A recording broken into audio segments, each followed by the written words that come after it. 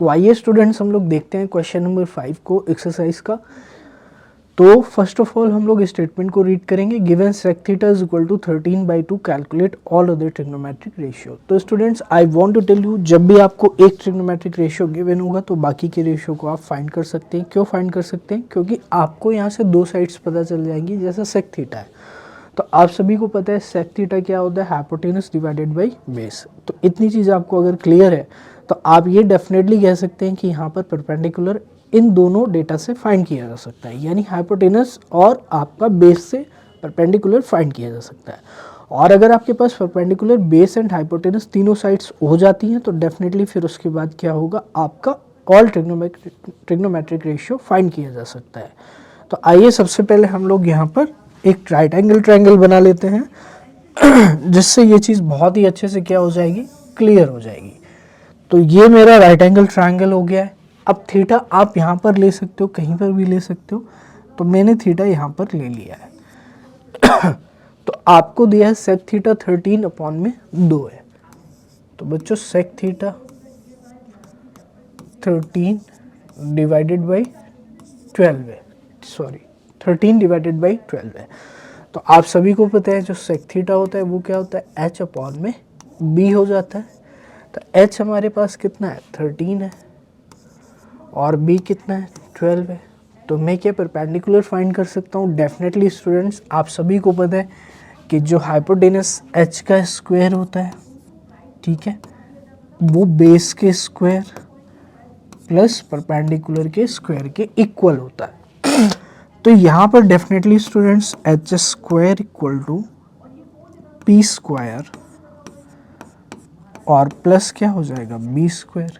तो h square मतलब 13 square, p square, p आपको निकालना है, तो p स्क्वायर प्लस बेस का स्क्वायर यानी 12 स्क्वायर।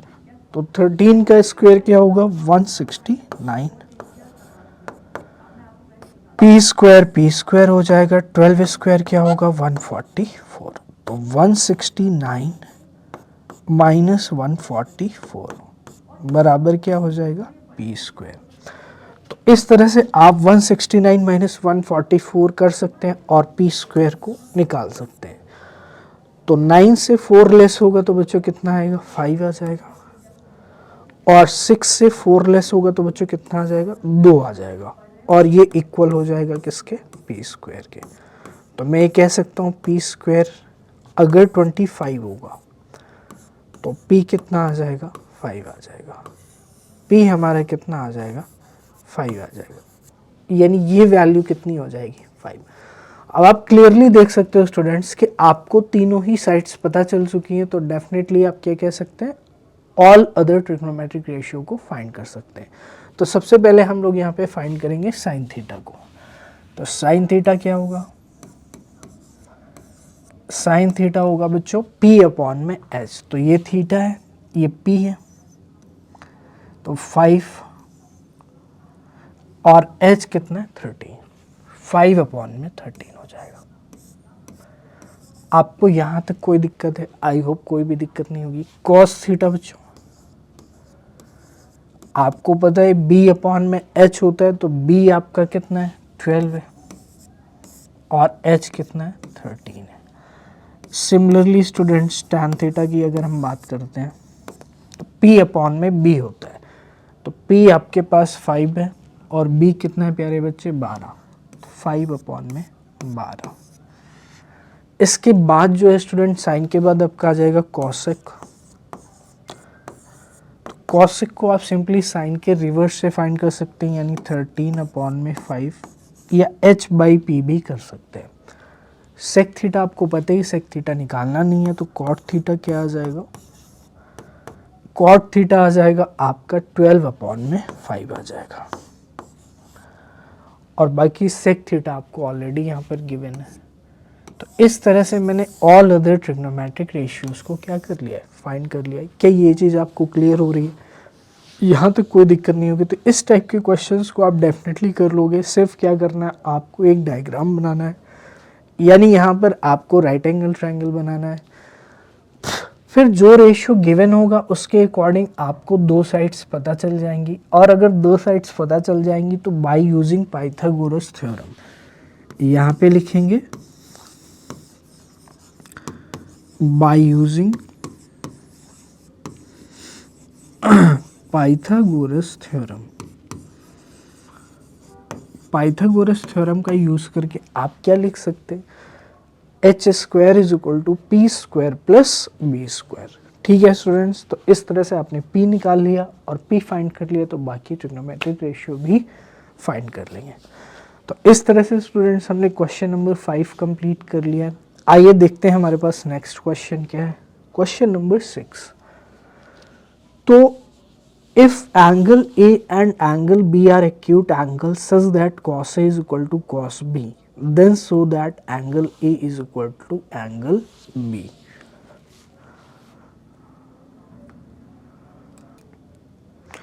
तो ये स्टूडेंट्स बहुत ही अच्छा क्वेश्चन है। यहाँ पर सबसे पहले आपको क्या करना है, angle A and angle B are acute angle such that cos A is equal to cos B। तो यहाँ पर हम cos A is equal to cos B का यूज़ करेंगे और यहाँ पर प्रूफ कर देंगे कि angle A is equal to angle B है। तो बेसिकली हमें क्या प्रूफ करना है, angle A is equal to angle B। जो हमें गिवन है वो क्या गिवन है, cos A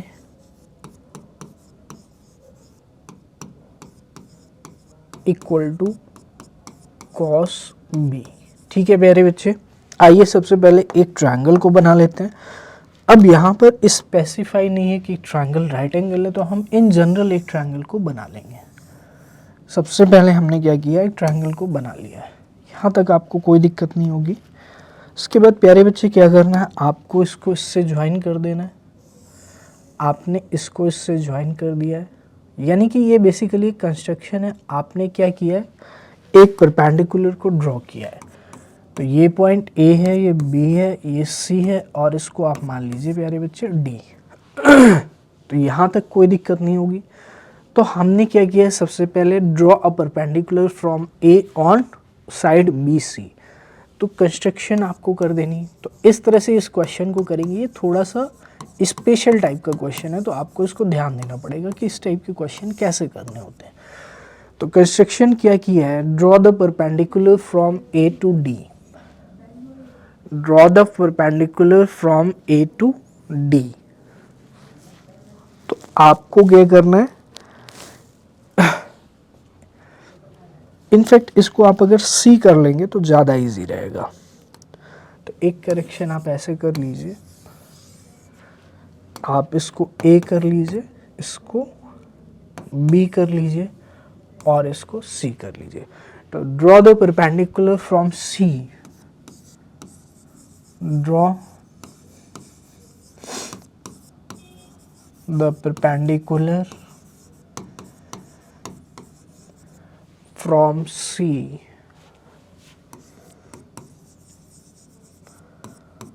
on the side AB, on the side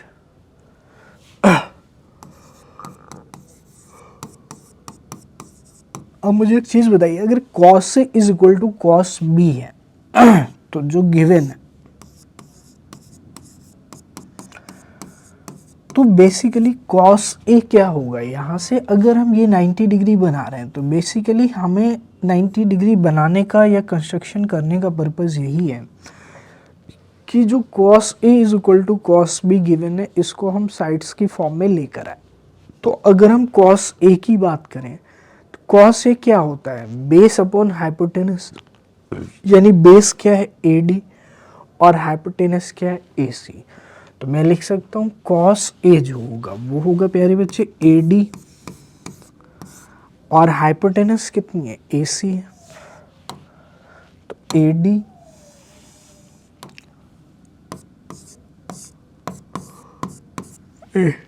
AC है। ठीक है बच्चे, आइए देखते हैं cos B। cos B क्या होगा प्यारे बच्चे, आप सभी को पता है बेस यानी BD, और हाइपोटेनस इसके लिए क्या हो जाएगी BC।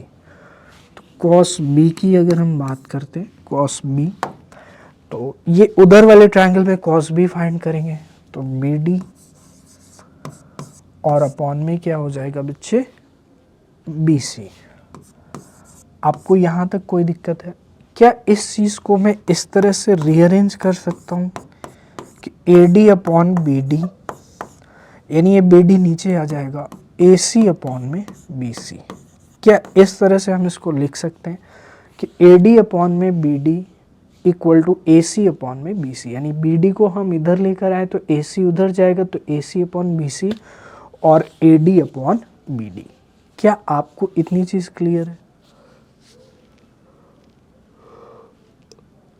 आई होप आपको यहाँ तक कोई भी दिक्कत नहीं होगी।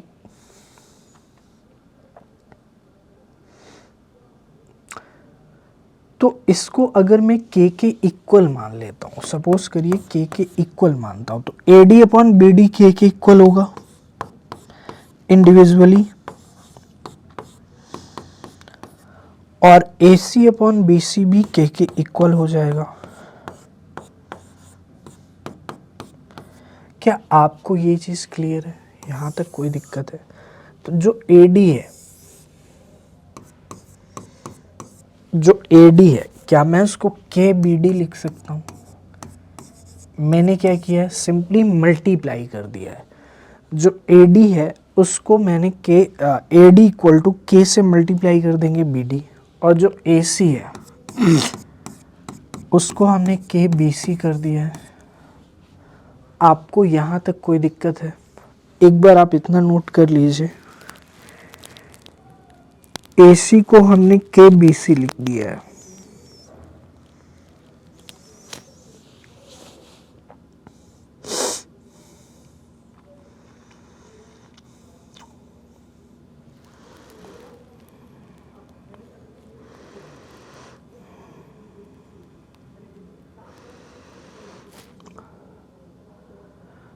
अब इस ट्रायंगल में, दोनों ही ट्रायंगल में, एक बार आप इतना नोट कर लेंगे तो मैं इधर इरेज करके फिर सॉल्व करता हूँ। तो अब हमारे लिए जो काम की चीज़ है वो ये है।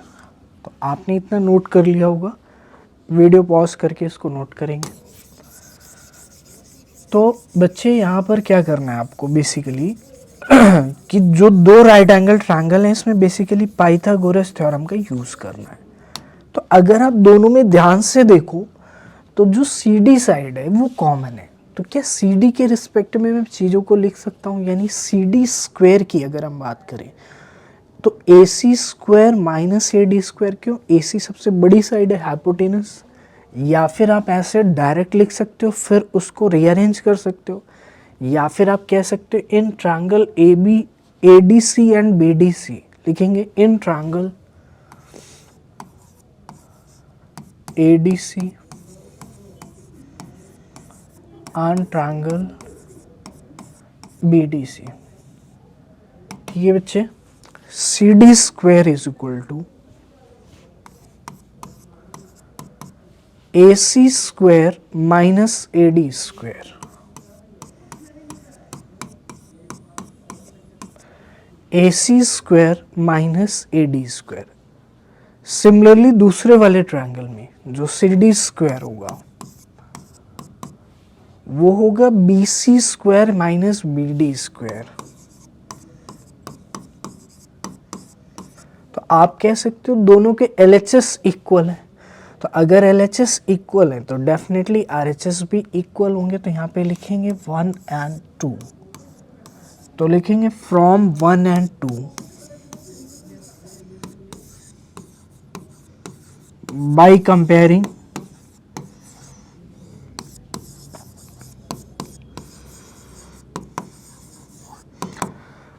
Comparing from 1 and 2। 1 and 2 से कंपेयर करने पर A C square minus A D square बराबर B C square minus B D square. तो जो ए सी है, क्या मैं उसको के बी सी लिख सकता हूँ? तो ए सी को के बी सी लिखेंगे, के बी सी का स्क्वायर। जो ए डी है उसको हम के बी डी लिख सकते हैं, तो माइनस के बी डी स्क्वायर। तो बच्चों ये ध्यान रखना के इंटू बी डी है, क्योंकि बी डी एक साइड है और के कांस्टेंट वैल्यू है। जो अननोन है, बट हमें यहाँ पे उसको लेकर के सिर्फ अपना पर्पस सॉल्व करना है कि हमें angle A is equal to angle B show करना है। तो B C square minus B D square,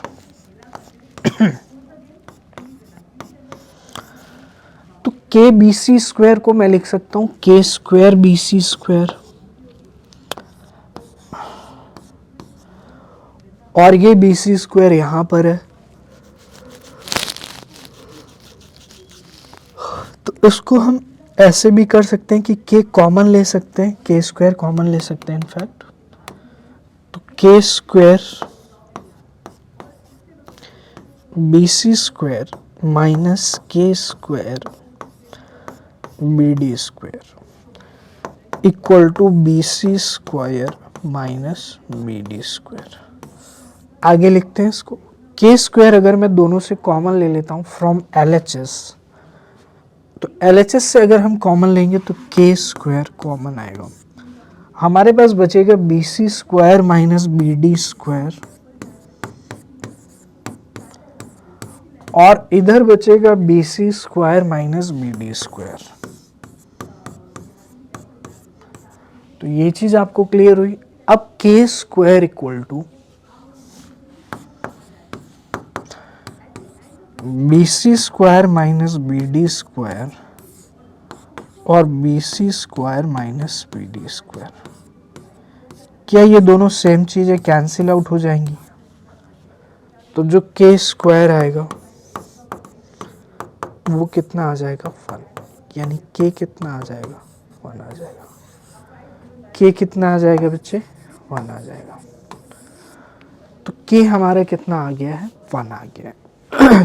के कभी निगेटिव हो नहीं सकता, तो इसलिए हमने यहाँ पर पॉजिटिव वैल्यू ली है। क्यों?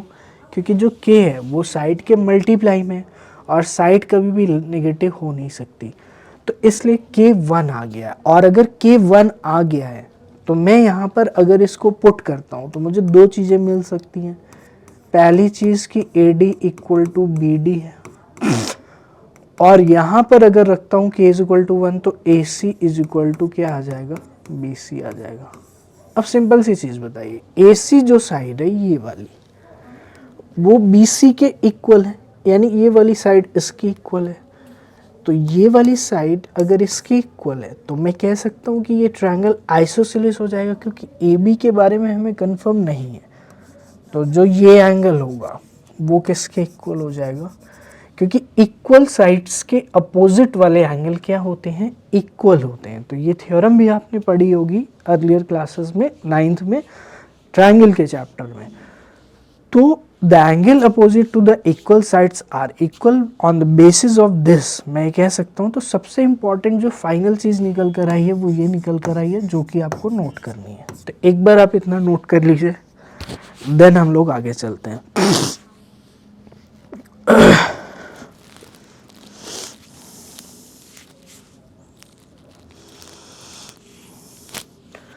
तो ये आपने नोट कर लिया होगा। वीडियो को पॉज करेंगे और क्वेश्चन को सॉल्यूशन को नोट करेंगे। तो यहाँ पे फाइनली लिखेंगे A C is equal to B C, hence A C is equal to B C.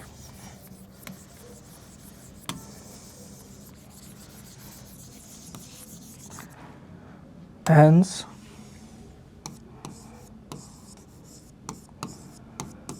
A C is equal to B C. ठीक है, ए सी जो है वो बी सी के इक्वल हो जाएगा। ठीक है, so we can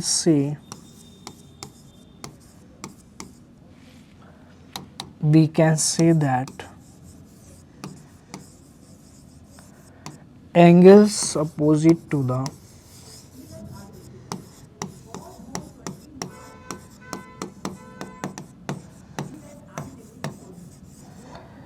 equal sides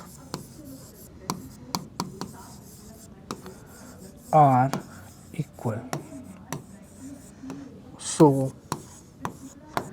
angle A बराबर एंगल B, जो एंगल A है वो एंगल B के क्या हो जाएगा इक्वल हो जाएगा। ठीक है, तो हैंस हमें यही शो करना था,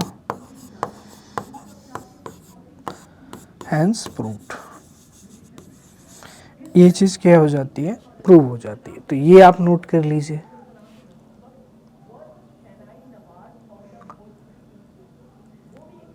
तो we have completed question number 6।